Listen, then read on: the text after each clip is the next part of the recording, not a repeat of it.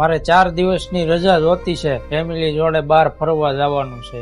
ના ના એ ભાઈ સેટિંગ નહીં આવે. એક તો એક બધું મારી પાસે સ્ટાફ નથી ને ઉપર જતા સીઝન ચાલુ છે અને તમે અત્યારે બહાર જવાનું ગોઠવું, મારે કેવી રીતે સેટિંગ કરવું બધું? હવે તો પ્લાનિંગ થઈ ગયો, તમે ના પાડશો તો મારે ઘરે પ્રોબ્લેમ થાય. એ કઈ થોડું બધું મારે જોવાનું હોય. એ પ્રોબ્લેમ તો તમારા ઘરનો પ્રોબ્લેમ છે, મારે મારા ખાલી શોરૂમ નું જોવાનું હોય.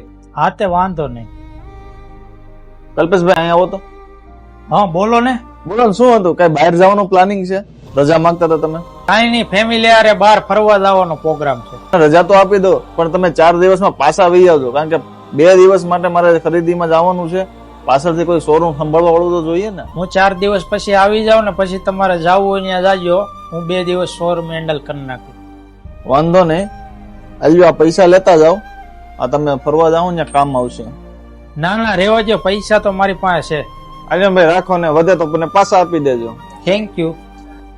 મેન ના પડી તમે શું કમે ના પાડી એને? જો ભાઈ બાલા એવું ન હોય, તારે ફેમિલી છે, મારે પણ ફેમિલી છે, એને ફેમિલી તો હોય જ ને.